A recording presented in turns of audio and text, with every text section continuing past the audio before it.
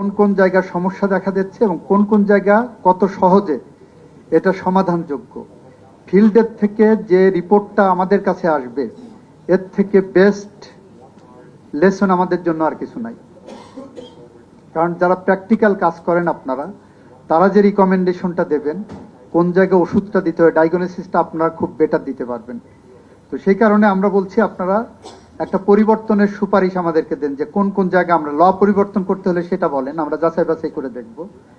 আর কোন কোন জায়গা আমরা করতে পারবো সেটাও আমরা দেখছি। তৃতীয়ত হলো প্রচারণা। আমরা আসেন যৌথভাবে লিগ্যাল এইডটাকে মানুষের কাছে আরো বেশি সচেতনতার জায়গায় নিয়ে যেতে আমরা উভয় পক্ষ মিলে প্রচারণায় নামি। আমরা সবাই বলি, সরকার লিগ্যাল এইডের যে কর্মসূচি নিয়েছে এবং বেসরকারি সংস্থাগুলো যে কর্মসূচি নিয়েছে, সব অ্যাক্সেস টু জাস্টিসের এক রোডে যেয়ে মিলিত হবে। আমাদের লক্ষ্য এক এবং অভিন্ন।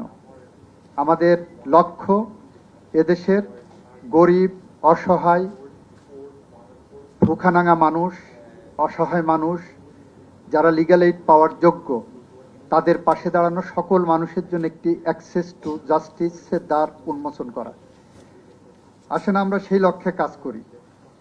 এর পাশাপাশি যারা আমাদেরকে আমরা কাজ করছি, আমাদের যে টিমগুলো কাজ করছে, তাদের সাথে যারা লিগ্যাল এইড পাচ্ছেন বা যারা মিডিয়েশনের মাধ্যমে জেলা লেভেলে আপনার সহায়তা পাচ্ছেন, তাদের সাথে পিরিয়ডিক যদি আমরা মিটিং টিটিং করতে পারি জনসচেতনতা তৈরি করার জন্য, সো দ্যাট তারাও যে সোসাইটিতে একটা বার্তা দিতে পারে যে আমি 20 বছর ধরে মামলায় ঝুলছিলাম, লিগ্যাল এইডের মাধ্যমে আমার 1 মাসে মামলা শেষ হয়ে গেছে। এরকম একটি বার্তা তাদের মাধ্যমে সোসাইটিতে কিভাবে আমরা পৌঁছতে পারি সে লক্ষ্যে আসেন একসাথে আমরা কাজ করি। মধ্যস্থতাকে আমরা উৎসাহ দিতে চাচ্ছি মামলা হওয়ার আগে এবং পরে। ফলে আমাদের একদিকে পেন্ডিং কেসে লিগ্যাল এইড এর মাধ্যমে আমরা যদি 2 বছরে কত মামলা নিষ্পত্তি করাতে পারি সেটা একটা দেখতে পারি। কম্পাউন্ডেবল কেস যা আছে তার সবকিছুই এর মাধ্যমে যায়, তাহলে দেখবেন আপিল, ডিভিশন এগুলোও কমে যাবে সংখ্যা।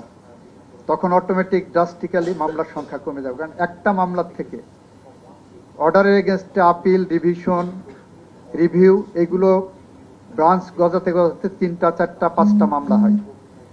সেই স্ট্যাটিস্টিক্স করে আমরা আগাতে পারলে আমি বিশ্বাস করি 2 বছরের মধ্যে ড্রাস্টিক্যালি মামলার সংখ্যা কমিয়ে আনা সম্ভব, এবং সেটা সম্ভবপর হবে যদি আপনারা আমাদের লিগ্যাল এইড অধিদপ্তরের সাথে কার্যকর সমন্বয় করে এটা কাজ করবেন। এটা শুধু আপনাদের একার দায়িত্ব না, আমার লিগ্যাল এইড অফিসেরও দায়িত্ব।